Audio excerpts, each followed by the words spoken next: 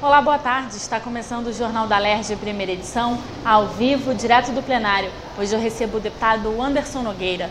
Boa tarde, deputado. Obrigado pela sua presença mais uma vez aqui no Jornal da Alerj. Boa tarde, Natália. Boa tarde a todos os telespectadores, a equipe aqui da TV Alerj, sempre grande parceira aí nas nossas empreitadas. Deputado, daqui a pouquinho vai ser votado um projeto do senhor aqui no plenário da Alerj que traz uma preocupação, principalmente na época das chuvas, que é no combate ao mosquito Aedes aegypti. A ideia é que os estacionamentos que tenham contenção com pneus substituam esses pneus por materiais que não acumulem água. Exatamente. Hoje você tem várias ferramentas que podem muito bem substituir o pneu, que não é o ideal para esse tipo de situação. A questão dos criadores do mosquito Aedes aegypti devem ser combatidas durante todo o ano, principalmente nessa época em que o verão também está terminando, e a questão dos pneus ela é crucial nesse sentido, principalmente nos estacionamentos, onde geralmente são espaços grandes e que fica difícil fazer o trabalho dos 15 minutos contra a dengue, por exemplo. Para a gente explicar, para quem está assistindo a gente poder entender melhor, por exemplo, na Fórmula 1 existe aquela contenção de pneus para evitar os acidentes mais graves, para amortecer a queda. Em alguns estacionamentos abertos no estado também existe essa contenção para evitar que o carro encoste na mureta, por exemplo. A ideia é substituir esses pneus onde eles existam. Exatamente. O Rio é um estado muito múltiplo, são 92 municípios. Cada município tem a sua particularidade e a sua realidade. Eu, por exemplo, viajando pelo interior do estado, a gente percebe por várias ocasiões, em estacionamentos que inclusive não tem sequer a cobertura, um pneu apenas, colocado de forma vertical, onde há a possibilidade real do acúmulo de água, e eles colocam os pneus geralmente para que evite com que o carro, na hora de estacionar, possa bater na mureta e estragar o veículo. Mas mais importante do que não estragar o veículo é você exatamente oferecer, não só às pessoas que convivem no estacionamento, mas no entorno delas, que não haja criador do mosquito da dengue que não gere doenças exatamente como dengue, como chikungunya, como a zika. A gente não pode ficar atento a essas questões somente nas épocas das epidemias, das pandemias. A gente geralmente se preocupa muito quando acontece, mas precisamos fazer tudo para evitar que isso venha a ocorrer. Esse debate ele tem que ser permanente. E hoje, como já disse, há outras ferramentas muito mais adequadas nessa substituição. A intenção não é punir, a intenção é apenas que a gente possa se adequar a essas novas questões e realidades pela saúde de todos. O projeto, inclusive, cita materiais que podem substituir o pneu, o caso do EVA, por exemplo, mas o projeto também trata da questão da conscientização e até da possibilidade de uma advertência ou até mesmo uma punição no caso desses estacionamentos não fazerem essa adequação. Primeiro a advertência para depois, na reincidência acontecer a multa. Caso seja aplicada a multa, que esse recurso possa ir diretamente para as campanhas de conscientização com relação ao mosquito Aedes aegypti. Então esse é um ponto fundamental. Outro ponto que eu considero importante que é a destinação dos pneus. E aí não serve apenas para os estacionamentos, mas para que todos nós pensemos. O pneu Estado do Rio, por exemplo, ele é emblemático no papel de vanguarda com relação à transformação de pneu em asfalto. E o asfalto de pneu ele é muito mais resistente, de uma qualidade muito maior do que o asfalto convencional, além de ser mais barato. Ou seja, o Estado do Rio tem principalmente ecologicamente correto. Exatamente. Então o Estado do Rio tem uma experiência fantástica nisso. Então a gente precisa também, através desse tipo de medida, evitar que a finalidade do pneu seja para esse tipo de situação e possa realmente reverter em benefício da sociedade. E diga-se de passagem, o pneu é algo lucrativo, porque quando você descarta o pneu para o lugar que você descarta o pneu, o município ou o Estado recebe também um valor para recebimento desse pneu para posteriormente fazer o seu descarte ideal. A transformação, deputado?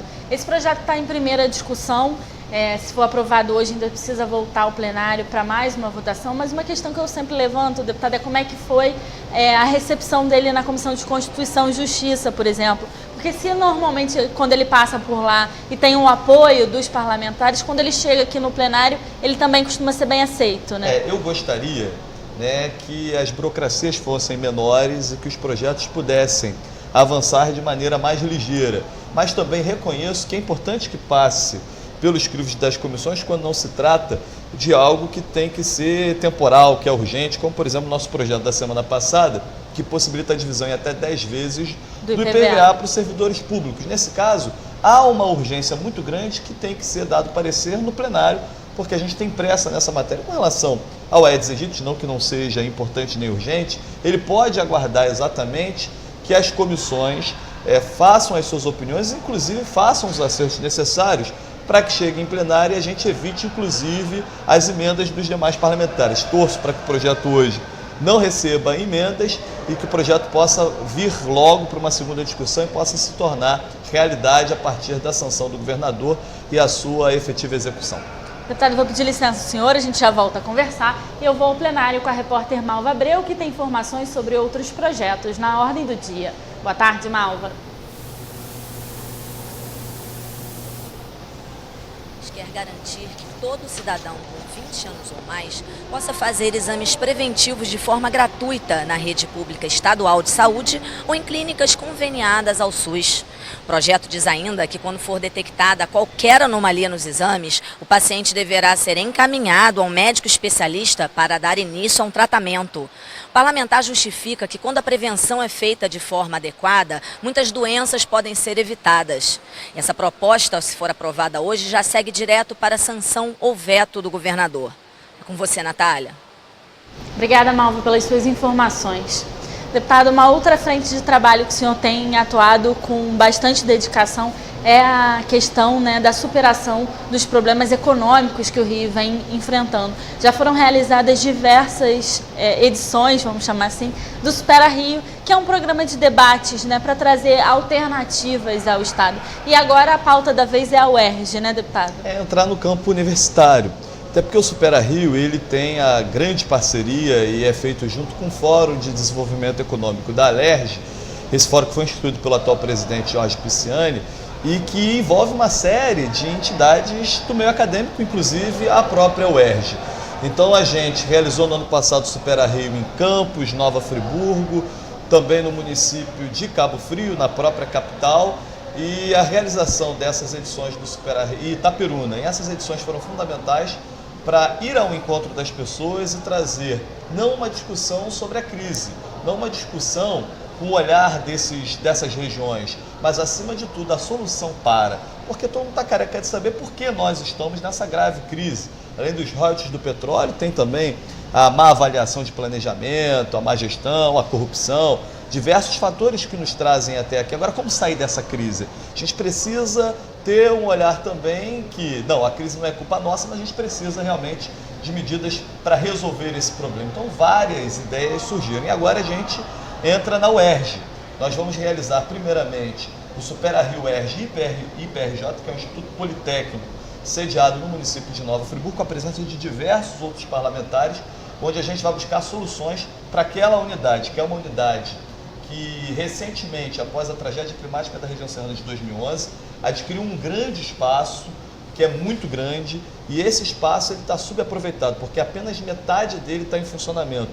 A outra metade, que são 2 prédios com 4 andares, cada andar com 130 mil metros quadrados, estão completamente vazios pela simples ausência da construção de um muro. Então a gente precisa fazer esse muro para que a unidade possa se expandir e possa, inclusive, gerar receita própria para ser através da incubadora de empresas, através do serviço de mesa de corte para aquela região que precisa disso por ter muitas confecções e o setor têxtil ser muito forte. Posteriormente a esse debate lá em Nova Friburgo, nós vamos trazer também aqui para a capital, onde deve acontecer na unidade Maracanã, ou aqui na própria Leste, está sendo definido com a reitoria da Leste, essa discussão não só com a UERJ, mas também com a UESO e com a UENF. Hoje, inclusive, tive a possibilidade de ter uma reunião com o secretário de Estado de Ciência e Tecnologia, o deputado licenciado Pedro Fernandes, sempre muito solícito, eu tenho um imenso respeito e carinho pelo deputado Pedro Fernandes, e a gente já nessa reunião conseguiu encontrar alguns caminhos para o Instituto Politécnico da região serrana. E agora a gente precisa também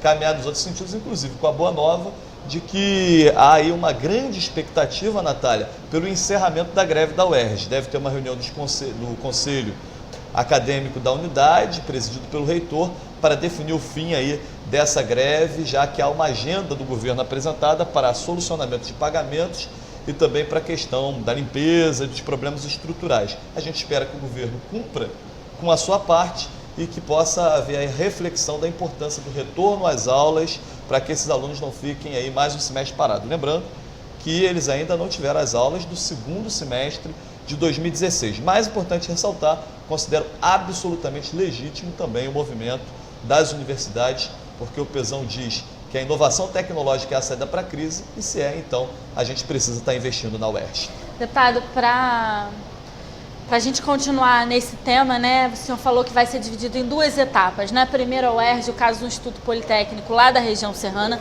Esse primeiro debate que vai ser realizado agora, nessa próxima sexta-feira, a partir das 2 da tarde, na Câmara Municipal de Nova Friburgo. Então está todo mundo convidado a participar. Isso. Como é que vai ser esse debate? Como é que está dividido os temas que vão aparecer lá nessas mesas? A gente dividiu por etapas. Serão 5 painéis. Além da abertura, na abertura já a confirmação da vice-reitora, professora Maria Georgina, que estará representando o digníssimo reitor.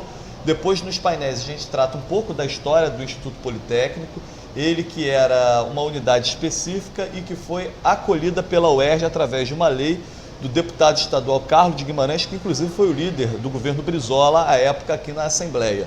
Então, o próprio Carlos de Guimarães, o ex-deputado, vai estar lá falando um pouco desse histórico. Posteriormente, a gente tem uma mesa com deputados que vão estar tratando exatamente da inovação tecnológica e da educação como saída para a crise. Também o diretor da unidade, professor Ricardo Barros, que vai estar falando sobre os desafios da unidade e um pequeno histórico e o que a gente precisa, das potencialidades. Teremos o deputado federal Glauber, que vai tratar, ele foi presidente da Comissão de Educação do Congresso, vai tratar exatamente das leis que tramitam em Brasília e que afetam diretamente a universidade pública como um todo, e as nossas universidades não fogem disso. E o encerramento com o deputado estadual Marcelo Freixo, que vai falar sobre democracia e direitos humanos na palestra que ele está rodando o Brasil, inclusive estará aplicando em nível internacional num congresso que acontecerá em breve nos Estados Unidos. Deputado, o senhor trouxe uma boa notícia também de uma reunião que o senhor participou hoje com o secretário de Ciência e Tecnologia, que é o aceno, né? Um aceno de suspensão dessa greve que tem prejudicado os alunos da UERJ aqui no estado do Rio, mas principalmente na cidade do Rio, né? Claro que eu acho que é preciso reconhecer o momento que a gente passa. Também reconhecer que a culpa não é dos profissionais da UERJ, não são dos alunos da UERJ, tampouco da população, a culpa não é deles, mas que a gente precisa também ser compreensível nesse momento de crise, também dizendo, crise alguma legitima a perda de direitos, mas muitas das vezes breca os avanços que nós gostaríamos. Gostaríamos, por exemplo, de que a dedicação exclusiva pudesse ser aplicada, gostaríamos que todos os pagamentos terceirizados estivessem em dia, principalmente os salários dos servidores. Há um aceno pela utilização de recursos do Fundeb, segundo o próprio secretário, para colocar esses pagamentos em dia e dar um mínimo de um horizonte para nós. Esse aceno é importante, parece que a reitoria está bastante sensibilizada, mas precisa passar pelo conselho, porque a instituição também age de modo democrático, ouvindo a todos os atores envolvidos, então a gente acredita fielmente que possa encerrar a greve. Vamos torcer para isso, mas também sabendo que é uma pauta aí que precisa ser tratada durante os próximos tempos, ainda que a gente tenha uma grave crise de arrecadação no estado do Rio. Agora, a UERJ resiste e a UERJ é fundamental para que o estado do Rio de Janeiro possa sair dessa crise. E já tem uma previsão de quando vai ser realizado o Supera Rio para tratar dessa questão, deputado? A gente combinou com a reitoria que só fará o Supera Rio, o UERJ, aqui na capital, quando as aulas estiverem retomadas. Enquanto as aulas não estiverem retomadas, nós não faremos o Supera Rio. Por quê? Porque nós queremos a participação dos alunos até para que possa ser passado a eles o real diagnóstico e para que junto com eles nós possamos construir um novo caminho de curto, médio e longo prazo. Foi o acerto que nós fizemos com a reitoria da casa e a gente quer fazer isso muito em parceria com a Universidade do Estado do Rio de Janeiro. É a Universidade do Estado do Rio de Janeiro. Muita gente fala Universidade Estadual, o pessoal fica chateado lá. Deputado, quero agradecer muito mais uma vez a presença do senhor aqui no Jornal da LERJ. Obrigado você, Natália. Olha, em breve vem aí o Parlamento Juvenil 2017, a força dessa geração. A gente volta a conversar sobre isso, deputado. Muito obrigada mais uma vez. O Jornal da LERJ, primeira edição, fica por aqui. A partir das 9h30 da noite, você pode acompanhar tudo que foi notícia no Parlamento Fluminense na segunda edição do Jornal da LERJ. Daqui a pouquinho, a partir das 3 da tarde, você acompanha ao vivo a votação dos projetos no plenário. E amanhã, a partir das 2h40 da tarde, eu estou de volta com os projetos da Ordem do Dia. TV LERJ, o canal do povo fluminense. Até a próxima!